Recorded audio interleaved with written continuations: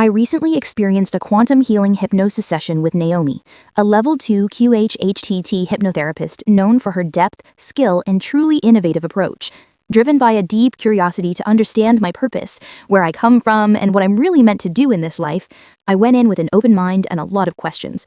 What happened next was nothing like I expected. It felt like stepping into a dream world that revealed truths, memories, and guidance I didn't even know I was searching for. In the beginning of my hypnosis session, I felt myself drifting into a soft, dreamlike state. My body relaxed as my mind became lighter, almost as if I was floating somewhere between sleep and wakefulness.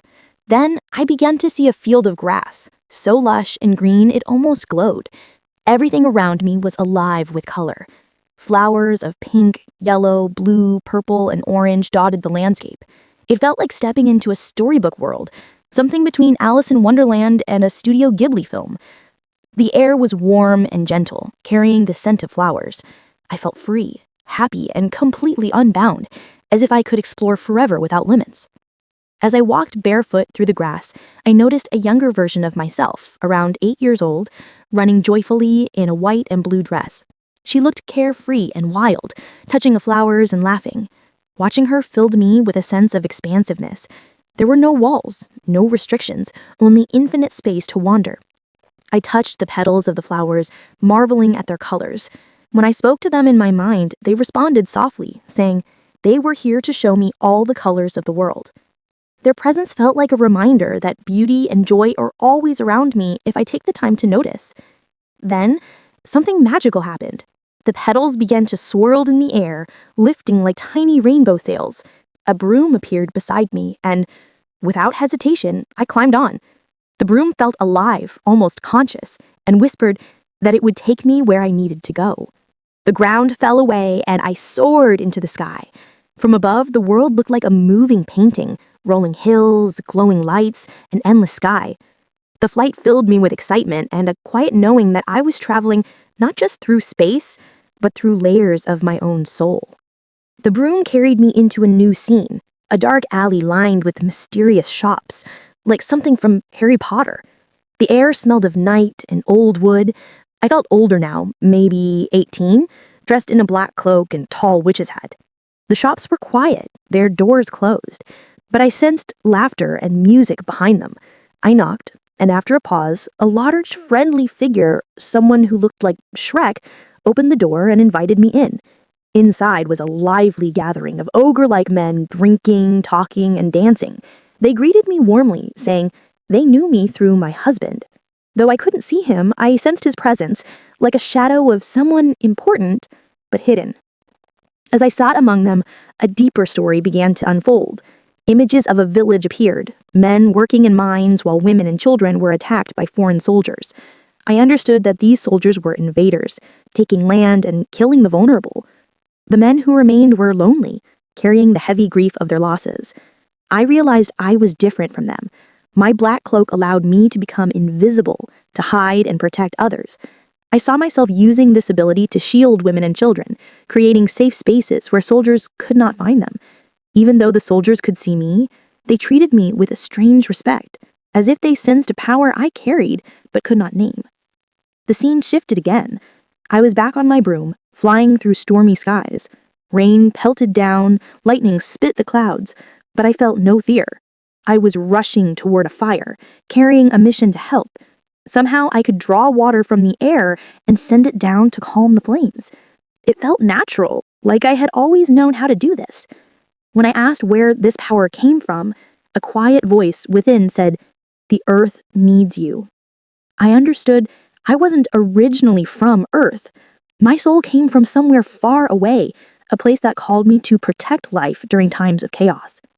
When I followed this knowing, I found myself standing in a castle on another world. The planet was called Orpheus. The castle was tall and regal, but the sky and ocean around it were gray and silent, as if the land itself had suffered a great loss.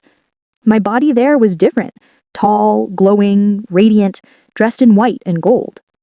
My hair was a soft bronze blonde, my skin shining with a light of its own, yet I was alone.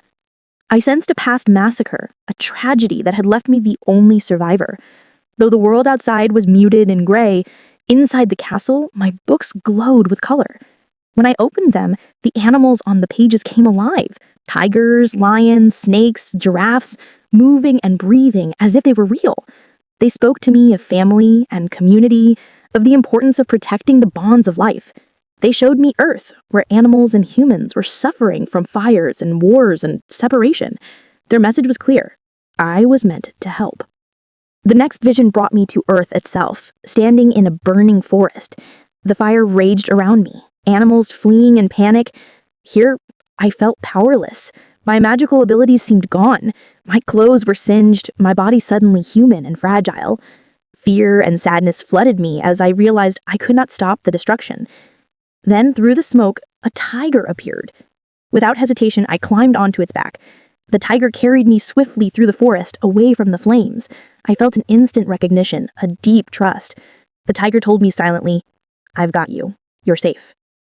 As I held on to his strong back, I felt an overwhelming sense of love and protection. This tiger was not just an animal. It was a soul I knew deeply, a connection that felt like my current partner in this life. The bond brought tears to my eyes. In that moment, I understood that love transcends lifetimes and forms. Riding with the tiger awakened something inside me. The warmth of his presence reignited my inner power. Slowly, I felt my magic return. The cloak, the ability to hide and protect, and the strength to help others. I saw myself back in the hut, doing simple chores, but now with a quiet determination. Life had shifted.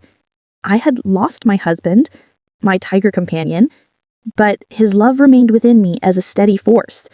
Even in grief, I realized my role was to turn dark energy into something healing. The darkness was not an enemy, it was a teacher, guiding me inward so I could find my own light. As the session moved toward its end, I felt my awareness lifting higher. I traveled beyond the broom, beyond the castle, beyond even the burning forests of Earth. I entered a vast healing place in the universe, a realm of soft light and peaceful silence. My higher self met me there, a presence both loving and wise. It reminded me that all these visions, fields of flowers, magical powers, lifetimes of courage, are reflections of my soul's journey. I am here on Earth not to fight darkness, but to remember that I am never separate from love. My purpose is to protect, to heal, and to share light, even when the world feels gray. When I finally opened my eyes, the room was quiet, but I felt forever changed. The field of grass, the ogre's laughter, the tiger's strength, the lonely castle, all of it lives within me as symbols of who I am. I left the session with a deeper understanding that my soul is eternal, that love never dies, and that the power to help and heal is already inside me. What began as a simple hypnosis journey became a reunion with my own higher self, a reminder that no matter where I come from or what challenges I face, I'm always connected to something greater, something beautiful, something endlessly alive.